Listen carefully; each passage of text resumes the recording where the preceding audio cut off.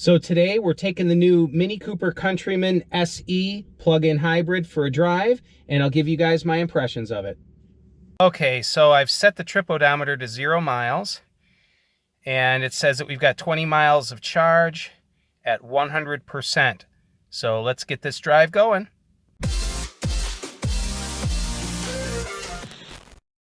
Hey everybody, welcome back to the channel. So for today's video, I am taking our brand new 2022, oh, there's a Mini Cooper right there, Countryman. We are taking our brand new Mini Cooper 2022 Countryman SE plug-in hybrid for a drive, and I want to give you guys my impression of this car. So if you're new to the channel, welcome. My name is Matt and this is Tech Forum. On this channel, I discuss primarily the ownership experience of my main car, which is a long-range Tesla Model 3. I currently have a Performance 3, although I bought a few years back a rear-wheel drive Model 3 and put 110,000 miles on that car and chronicled that journey, that ownership journey, on this channel.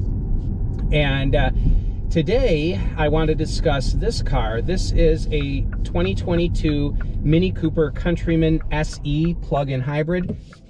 This particular car happens to be an iconic trim, which is the top-level trim. It's got the sunroof. It's got leather interior with Alcantara sides. It's got the heads-up display, the Harman Kardon sound system. It's pretty well loaded. I think there were only a couple small options boxes that weren't checked on this car. Now, we bought this car for my wife. This is her daily. We previously had a 2020 Mini Cooper SE electric, the smaller two-door hardtop that we had bought brand new. We bought this car from Bill Jacobs Mini in Naperville, Illinois, which is the same place that we purchased our Mini Cooper SE from. And that car was purely electric, and that was a wonderful car. We loved it, and we traded it in on this car for a number of reasons. One reason was that when we purchased that car, and about 8 or 10 months previous to that, we had bought a brand new BMW M240i all-wheel drive convertible from the same dealership. It's a BMW and Mini Cooper dealership sort of combined. And we had purchased those two cars within less than a year of each other. And that was a few years back when the new car market was relatively full and dealers were willing to bargain. Plus, we got the $7,500 tax credit on the Mini. Well, now that the used car market has skyrocketed, the dealer gave us almost what we paid for the convertible in cash to sell it back to them. My wife was very shrewd and shopped that car down. It was about, I think it was 13,000, 12 or 13, or no, it was more than, let me think here. It was, yeah, about $13,000 under sticker price. She was able to shop that car down. And then they, since the used car market is so high, the dealership contacted us and asked us if we'd sell them the car back. So we owned that car for close to 3 years, put 20+ thousand, I think 23 or 24,000 miles on it. Loved it, enjoyed it, but sold it back for almost what we paid for it. And then the Mini Cooper electric, same thing. We had that in having a minor warranty issue taken care of with the sun visor, and they offered to buy that car back from us as well. And so we actually traded it in on this car for, I don't know, a couple thousand less that we paid for it, and we had driven it for 2 years, put 23,000 on that car. So this car was a purchase based on just the way the market is. I'm self-employed. I have a couple of small businesses, and tax credits and deductions are a big deal for me. This car being a plug-in hybrid netted us a, let me think here, $5,002 federal tax credit. So it just made a lot of financial sense that we would go ahead and trade in our Mini Cooper SE, and we had already sold the dealer back our convertible, our BMW, and that car was paid for. So that was an easy decision. That was just cash in the bank. Now, also, our life circumstances have changed. When we bought the Mini Cooper, we had the convertible that my wife, the gas car that my wife could use to drive out of state if she needed more range than our Mini Cooper electric offered. But since the dealer offered us so much money to sell that car back, now my wife, her car was the Mini Cooper electric, which didn't lend itself to state-to-state travel all that well. It would have taken multiple 7 or 8 charging stops for her to get to her family far away in Minnesota, or really to do any road tripping in it.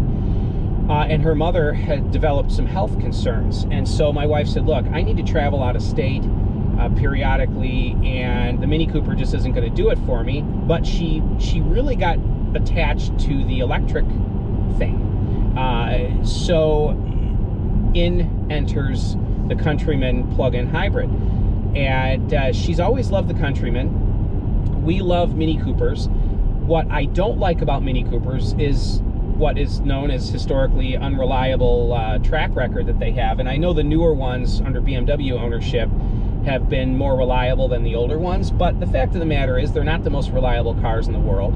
So having our electric car that omits the gas engine from the equation, and with this car being a plug-in hybrid, the engine only runs a portion of the time. In fact, pretty much all my wife's town-to-town driving is done in this car without the engine ever running. Now, this car is rated at only 17 miles of electric range, but I have found that that's kind of pessimistic. For one thing, even with only 17 miles of range, my wife drives typically 10 miles, then comes home, plugs in.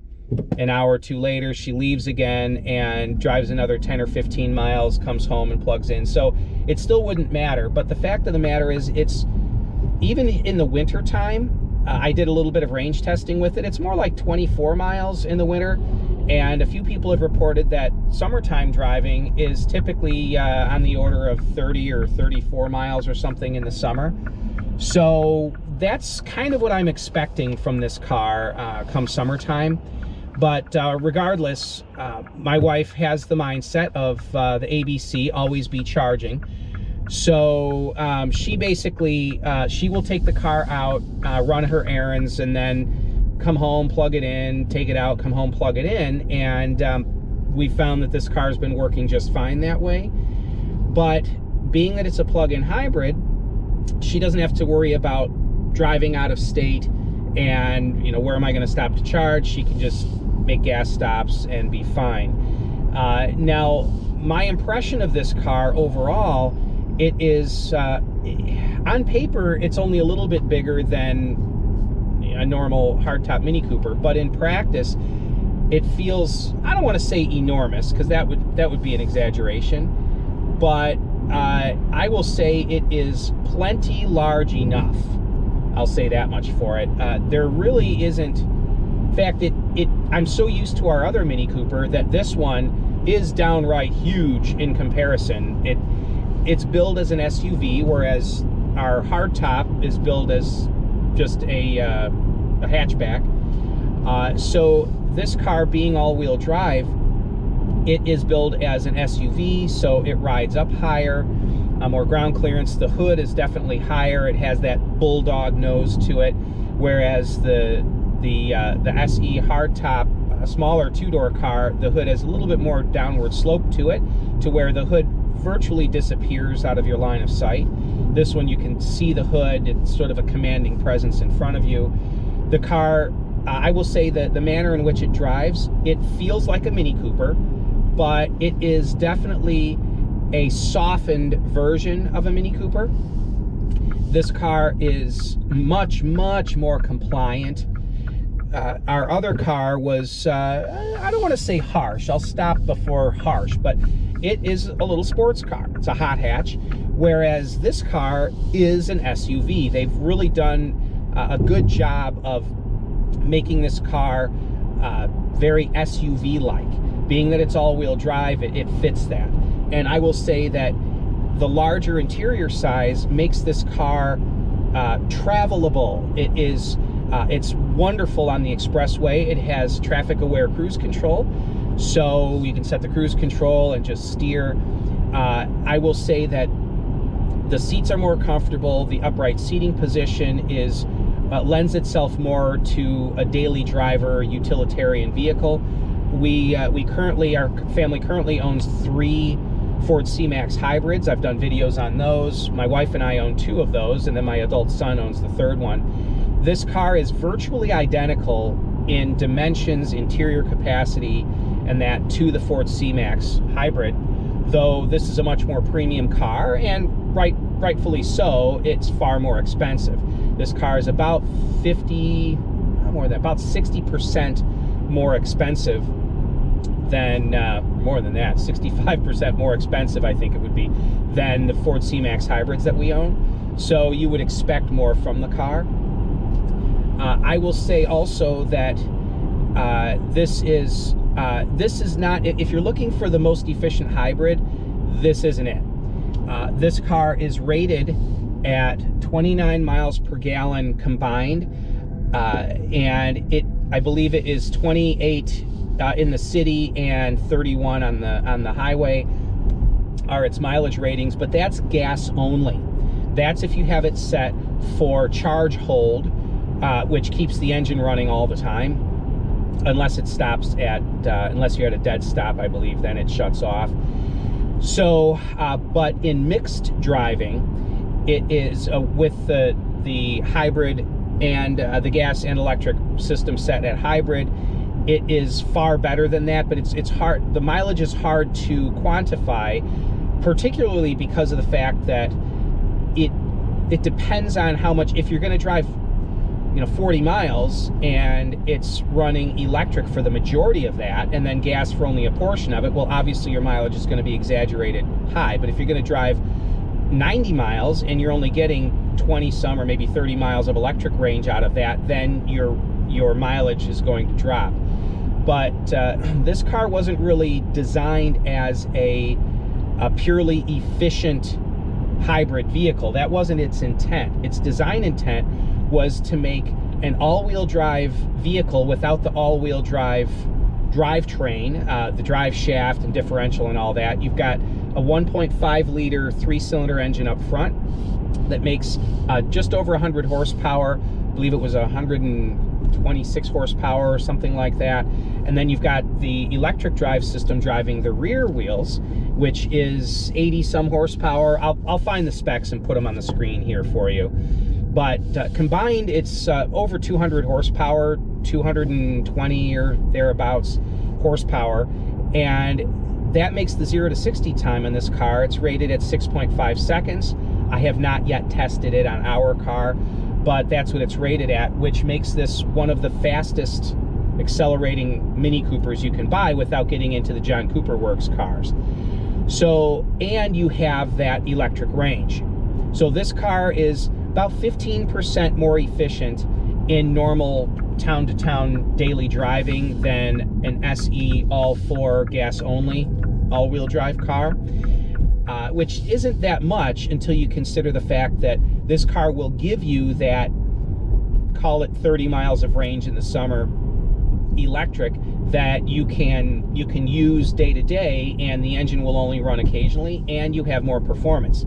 So what this car really is a slightly more efficient all-wheel drive Mini Cooper Countryman that also gives you electric driving for those day-to-day trips and more performance.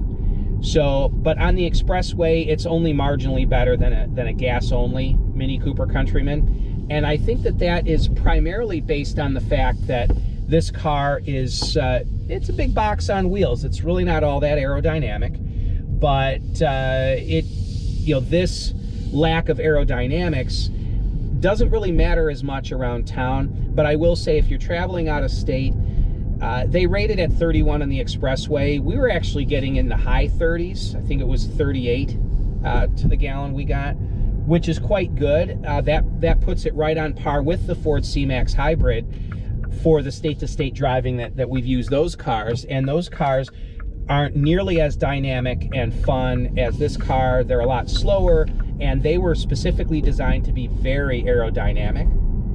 So overall, this is a good car. It is not, again, not the most efficient hybrid out there. So if that's what you're looking for, this isn't the car for you. But if you're looking for a car that looks good, is premium, is quick, handles great, still gives you electric range, and is still more efficient than a gas-only car, then this, I believe, could be the car for you. And you know, it's interesting. It is, I would say that this car for me has been an acquired taste. It has not jumped out at me as phenomenal. When I bought both my Tesla and when we bought the all-electric two-door Mini Cooper, both of those cars I drove and I thought, this is great. This car has been a little bit more of an acquired taste for me. And I think part of that is due to the fact that it has very unique styling. It's not as pure a design as the two-door car, and yet it still has that unique Mini Cooper DNA. I will say that if you're looking to purchase a Mini Cooper and you're looking at something with enough space to truly be a practical vehicle, then this would be a good option. I would just say, though, that there are a few compromises that you make when you're purchasing a vehicle like this. I would say that the cost for this car, this particular car stickered at, I believe it was $47,000, not an inexpensive car. And I know people are going to chime in this video and say, you could have bought another Tesla for that. You could have bought another Tesla for that. Well, yeah, we could have. But we already have a Tesla, and my Tesla, it's a Performance 3. So that car is ridiculous, 500 horsepower, 3 seconds, 0 to 60, it's nuts. Any other Tesla we got would be lesser than that car, and we wanted something different. Plus, this is my wife's daily driver, not mine. So we drive a lot in it together, but it's her primary daily driven vehicle. So it had to be something she really wanted. She wanted an SUV, and with a hatch, a powered hatch, and though a Model Y would have suited her, we didn't want another vehicle that's very similar to my Model 3, and she just prefers this car. She likes a very stylized interior and dashboard. There were certain features. She loves the heads-up display, which admittedly, I didn't like it at first just because I wasn't used to it, and now that I've gotten used to it and I understand it, I love it. It's one of the best features in this car. This car suits our needs tremendously well, and it was something that she desired. So if we didn't already own a Tesla, we would probably have gone that route, but we already have one. So this was a good option. And though the Tesla charging network is well fleshed out, and therefore you can do state-to-state driving in them, and we've done a lot of state-to-state driving, probably 20 out-of-state trips in my Model 3, though you can do that with a Tesla, it is still more convenient to stop for gas. And since this car will only be seeing the very occasional road trip, but primarily around town, a plug-in hybrid was a good choice for her. So those are my reasonings behind it. I will do a full walkthrough, walk-around video, as well as a delivery video coming up here soon. The reason this video is being shot first is because we purchased this car and shortly thereafter took it out of state, and it's kind of filthy outside, and so I don't want to do a walk-around video until the car can be cleaned again. But I will be doing a full deep dive walkthrough of all the features of this car coming up soon. So those are my thoughts on it. All right, so we have driven 11 miles on this short little journey, test journey here. It says that we have 7 miles of range left, and we are at 46% battery. And as you can see, it is 24 degrees Fahrenheit, so probably the worst conditions that you could be testing electric range.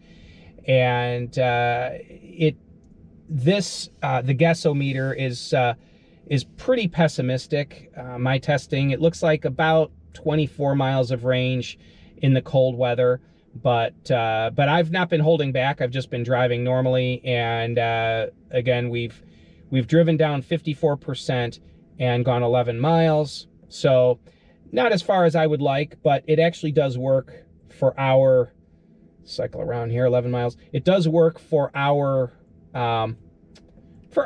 day-to-day needs. So anyway, I think that's it for me for today. I plan on shooting quite a few videos on this car coming up here soon. I want to do range testing from full charge down to 0, both in normal driving and do a little bit of hypermiling, but also not only winter driving. I'm curious, several testers have said that 30 to 34 miles is what you can expect in the summer, which seems about right based on the temperature we have and the range we're getting now, which puts it kind of on par with the Gen 1 Chevy Volt, or close to it. So I want to do some more. I want to do 0 to 60 testing, as well as just some overall reviews of various features of the car. And this car has some unique features that other cars don't have, as well as explaining to you guys more in depth the way the drive system works, the various driving modes that we have available. So that's where we're at with it. If you guys have any questions, leave them in the comments section below. And as always, stay charged. Thanks, guys. Take it easy now.